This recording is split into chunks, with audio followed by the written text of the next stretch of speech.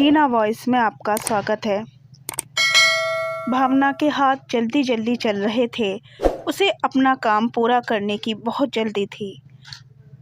ननंद अवनी के आने से पहले पहले वो पूरा काम कर यहाँ से रवाना हो जाना चाहती थी, क्योंकि पति सुधीर उसका इंतज़ार कर रहा होगा।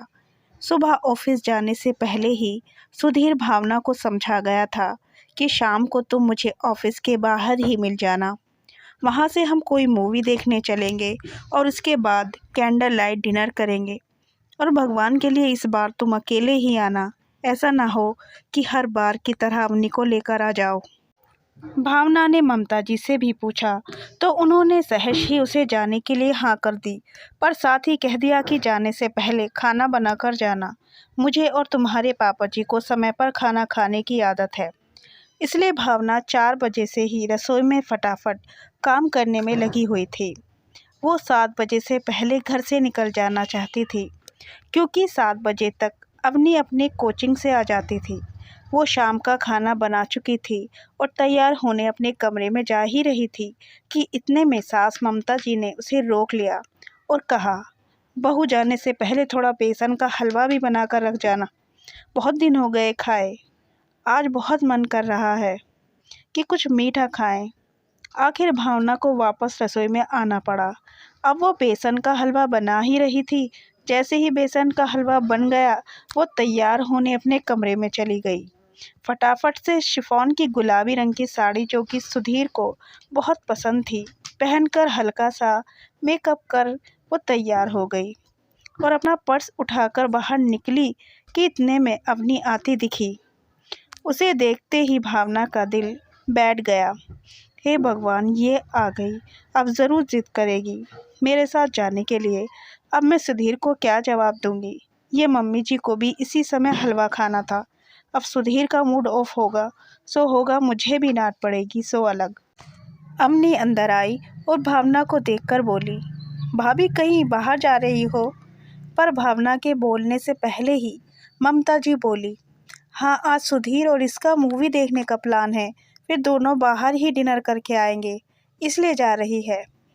ममता जी की बात सुनकर अम्मी मुंह फुलाते हुए बोली, मेरे बगैर भला ये भी कोई बात हुई? उसकी बात सुनकर तो भावना का हलक ही सूख गया। अब तो पक्का कन्फर्म था कि वो भी साथ ही जाएगी।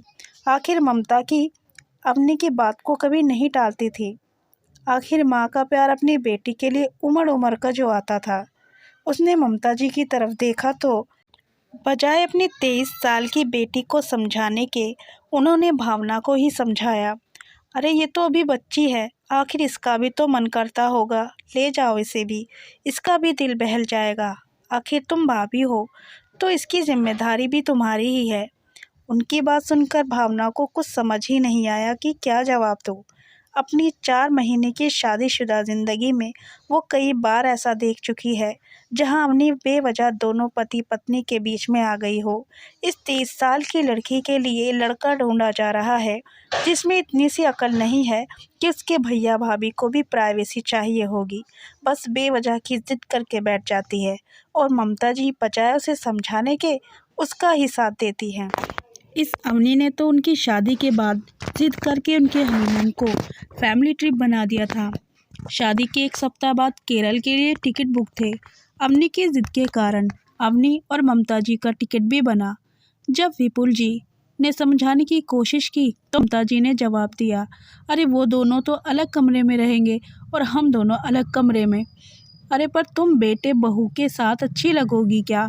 क्यों नहीं अच्छी लगूंगी? एक आदर्श बहू तो वही होती है जो अपने परिवार को अपने साथ लेकर चले। आखिर हम सब जितना एक साथ रहेंगे उतना ही तो परिवार को जान पाएंगे। इसके आगे विपुल जी भी कुछ समझा नहीं पाए। अब दोनों पति पत्नी ना तो ठीक से कहीं घूम पाए और ना ही एंजॉय कर पाए, क्योंकि पहले दिन ही ममता जी की तबीयत खराब हो गई। सो 2 दिन तो उनकी सेवा में निकले और आखिर 2 दिन बाद सुधीर ने टूर ही कैंसिल कर दिया और अब सब लोग घर लौट आए। तभी बाहर से ससुर विपुल जी अंदर आए और भावना को वहीं देखकर बोले, अरे बहू, अभी तक तुम गई नहीं? हाँ, बस अवनी अभी तैयार हो जाए फिर भावना उसके साथ ही निकलेगी। अचानक ममता जी ने कहा तो विपुल जी ने भावना की तरफ देखा। उन्हें बात समझते देर नहीं लगी। उन्होंने ममता जी से कहा, अरे अवनी वहाँ क्या करेगी भला इन दोनों के बीच में? उसका वहाँ क्या काम? क्या करेगी इससे क्या मतलब? मूवी देखेगी और डिनर बाहर करके आएगी जैसे ये दोनों करके आएंगे। और भैया भाभी ये लोग उसके इनके जिद नहीं करेगी तो किससे करेगी? ममता जी ने तुनक कर कहा। इसके आगे भी विपुल जी कुछ कह नहीं पाए। इधर भावना अपने कमरे में आ गई और उसने सुधीर को मोबाइल पर मैसेज लिखकर भेज दिया, अवनी भी आ रही है। ये मैसेज सुधीर ने देखा तो उसने फटाफट भावना को फ़ोन लगाया और भावना ने भी फ़ोन उठाने में देर नहीं की। भावना के फ़ोन उठाते ही सुधीर बोला, तुमसे कहा था ना मैंने कि अवनी के आने के पहले ही निकल जाना। ज़रूरी है कि हर बार अवनी को साथ लाना? उसकी बात सुनकर भावना बोली, इसमें मेरी क्या गलती? तुम्हारी बहन को इतनी अकल नहीं है कि पति पत्नी को भी प्राइवेसी चाहिए होती है? ऊपर से मम्मी जी भी उसकी हाँ में हाँ मिलाते हुए उसके साथ भेज देती है। भावना की बात सुनकर सुधीर गुस्से में बोला, रहने दो, मत आओ तुम लोग यहाँ पर, मैं खुद ही घर आ रहा हूँ। अरे पर अब अगर तुम कैंसिल करोगे तो वो लोग मुझे तो बातें सुनाएंगे।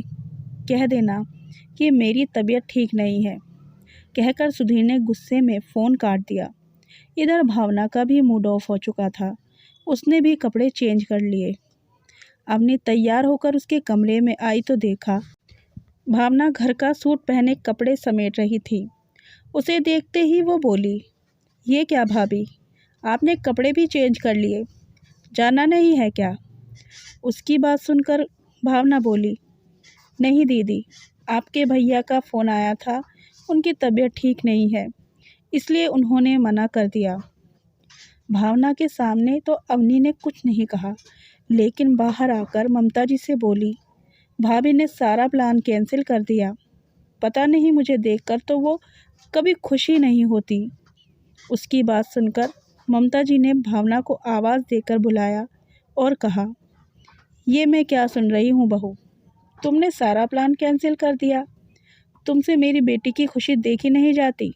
अरे तुम लोगों से नहीं बोलेगी तो किससे बोलेगी? हम लोग तो आज हैं कल नहीं हैं।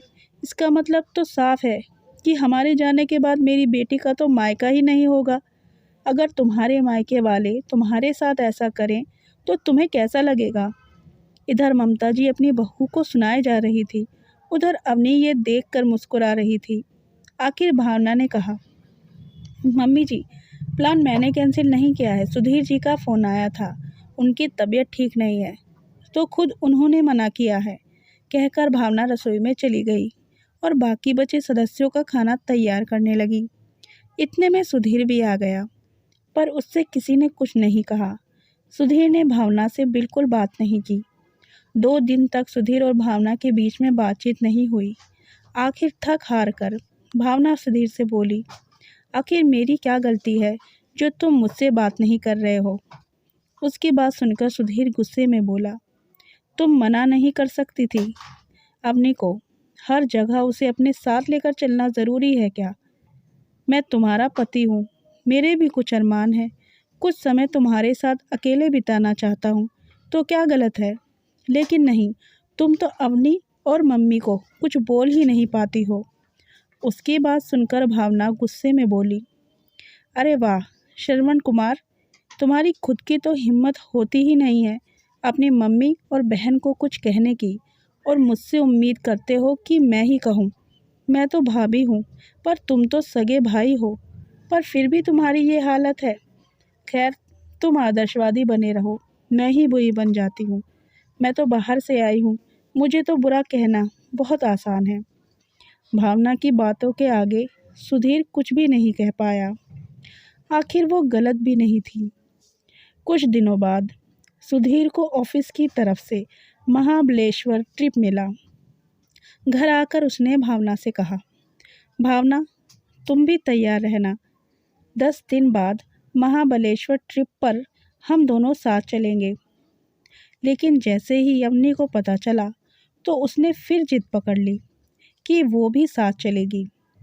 उसने कभी महाबलेश्वर नहीं देखा, लेकिन इस बार सुधीर ने साफ मना कर दिया कि वो ऑफिस के स्टाफ के साथ जा रहा है, जहां सब सिर्फ अपनी पत्नी के साथ आ रहे हैं। लेकिन अवनी ने इस पर मुंह फुला लिया और नाराज होकर बैठ गई। उस दिन उसने डिनर भी नहीं किया। ये देखकर ममता जी ने नमिता को ही डांटा, अरे तू मना नहीं कर सकती है क्या सुधीर को? तेरा घूमना ज़रूरी है क्या? कितना मन था उस बच्ची का महाबलेश्वर देखने का, लेकिन अब वो नहीं जा सकती, तो तू मना कर दे, कम से कम कुछ तो तसल्ली मिलेगी उसे। लेकिन भावना ने कोई जवाब नहीं दिया और ना ही जाने से इनकार किया। जब अवनी ने चिल्लाकर भावना से कहा तो भावना ये बात बर्दाश्त नहीं कर पाई कि अवनी उससे इस तरह से चिल्लाकर बात कर रही है। उसने पलटकर अवनी से कह दिया, दीदी मुझे माफ़ करो, पर हम पति पत्नी हैं, कभी तो हमें अकेला छोड़ दिया करो। हर जगह हमारे साथ जाना ज़रूरी है क्या? बस यही बात ममता जी और अवनी ने पकड़ ली। इस कारण से घर का माहौल बड़ा ख़राब सा हो गया। लेकिन महाबलेश्वर जाने से पहले इससे उभरने का बहुत जल्दी ही मौका मिला। रविवार के दिन अवनी को देखने लड़के वाले आए। लड़का नवीन, उसकी माँ, पापा, बड़ा भाई और छोटी बहन भी आए थे। देखने दिखाने का सिलसिला चला और फाइनली उन लोगों को अवनी पसंद आ गई। 51 रुपये और मिठाई का डिब्बा देकर रोका कर दिया गया। सभी पुरुष खा पी कर बाहर हॉल में बैठे थे। वहीं सारी महिलाएं अवनी के कमरे में बैठी हुई थी। तभी भावना सबके लिए शरबत बनाकर ले आई। उस समय अवनी की ननद ने अवनी से पूछा, भाभी बताइए आपको कौन सी जगह पसंद है, ताकि आपकी शादी के बाद हम आपका हनीमून ट्रिप वहीं का सेट कर दें। यह सुनकर अवनी शर्मा गई और कुछ नहीं बोली। यह देखकर अवनी की होने वाली सास बोली, अरे बेटा बताओगी नहीं तो हमें कैसे पता चलेगा? तब उसकी जगह ममता जी बोली, मेरी बेटी को महाबलेश्वर जाने की बड़ी इच्छा है। वो तो अपने भैया भाभी के साथ जाना चाहती थी, लेकिन इन लोगों ने मना कर दिया।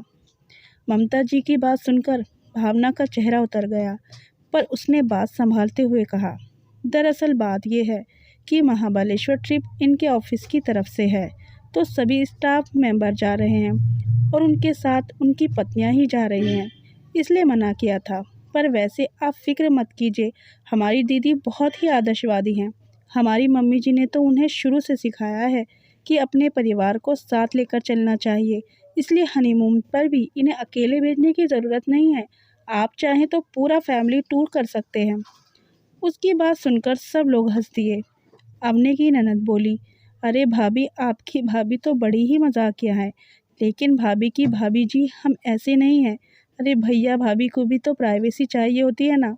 अब इनके हनीमून पर हम क्या करेंगे? उसकी बात सुनकर अवनी की होने वाली सास बोली, बिल्कुल सही कहा बेटा, बेटे बहू को भी तो प्राइवेसी चाहिए होती है। अब ऐसे में परिवार के सदस्य हर बार उनके बीच में आ जाएं, तो कई जगह पर तो घर टूटने की कगार पर आ जाते हैं। ना बाबा ना, हम तो ऐसी हरकत के सख्त खिलाफ हैं।